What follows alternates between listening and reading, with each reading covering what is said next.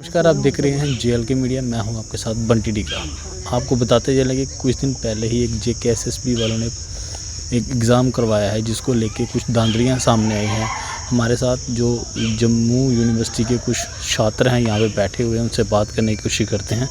Sir, आपका नाम? मेरा नाम महेश बख्शी है। सर, क्या लगता है ये जो अभी एग्ज़ाम हुआ था उसमें जो धांधली आई है, जिसको लेके आप यहाँ पे प्रदर्शन पे बैठे हुए हैं, क्या कहना है आपको? बंटी जी, आपके व्यूअर्स के माध्यम से पूरे जम्मू कश्मीर के लोगों तक ये मैसेज पहुंचाना चाहते हैं कि इतने सारे एग्ज़ाम JKSSB कंडक्ट करवा रही है।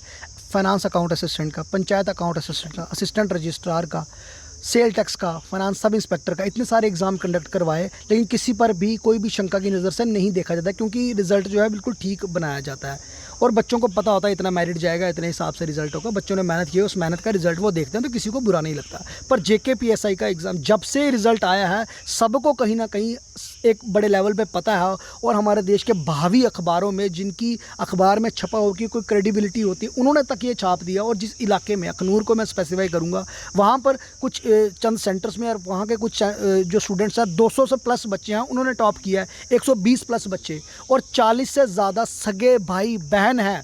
मैं कहूँगा सगे भाई बहन, मैं एक बार फिर से कोट करूँगा, यानी एक भाई के 120, दूसरे के 119, एक के 124, 125, मतलब इस तरह की मुझे लगता है कि 1947 से लेकर आज तक इकट्ठे सगे भाई बहन इतने जम्मू कश्मीर पुलिस में भर्ती नहीं होंगे जितने JKSSB ने जो एग्ज़ाम कंडक्ट किया उसके रिजल्ट के बाद देखने को मिल रहे हैं। तो इस तरह की अगर कोई फिशी या कोई शंका वाली चीज़ हमें, और बच्चे जो हैं वो सोशल नेटवर्किंग पे शरेआम सबूत भी डाल रहे हैं, तो उन सबूतों को JKSSB को मद्देनज़र रखना चाहिए। और जो नए चेयरमैन साहब हैं, उनसे हमारी अपील है कि इसको इंक्वायरी करवाई जाए कि इस तरह का रिजल्ट आया है, इस तरह की कोई शंका है तो इस पे आप इंक्वायरी कराएं, ताकि सच और क्लीननेस जो है वो सामने आए। कईयों का कहना है कि इसमें अभी कईयों के नाम भी नहीं आए हैं, जिन्होंने एक पेपर दिया ना, उनका कोई पता ही नहीं है। किसी बच्चे ने कोई पेपर दिया हो, उसका नाम ही नहीं है, ये भी हमें सुनने को मिला। नहीं सर, पेपर जिन बच्चों ने दिया था उन्हीं का नाम है, पर नाम के बाद जो उनका रिजल्ट आया है, जैसे फाइनेंस अकाउंट असिस्टेंट में वही बच्चा बैठा, वही पंचायत अकाउंट असिस्टेंट में, वही फाइनेंस में बैठा, वही JKPSI में बैठा, और उनके एग्ज़ाम में आप गैप देखेंगे तो एक में 19 है, एक में 25 और एक में 120 है।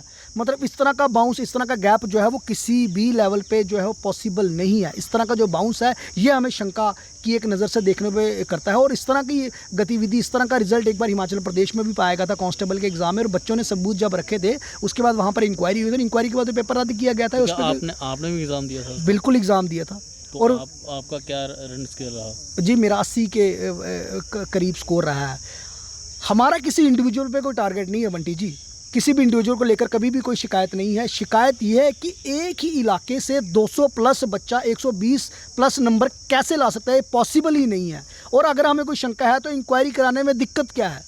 अब आप आखिरी में जो सब बच्चे बैठे हैं, क्या मांग क्या कर रहे हैं? इंक्वायरी की डिमांड करते हैं, ताकि इंक्वायरी कराई जाए। पहले भी अगर विभिन्न राज्यों में इस तरह के मसले सामने आ रहे हो, बच्चों ने सबूत रखे हैं, सबूत के बाद इंक्वायरी कराई जाए, इंक्वायरी जो है वो इनिशिएट की जाती है। तो हमारी डिमांड है कि एक साफ़ सुथरी और क्लीन इंक्वायरी की जाए। इंक्वायरी के बाद सच का सच सबके सामने आ जाएगा।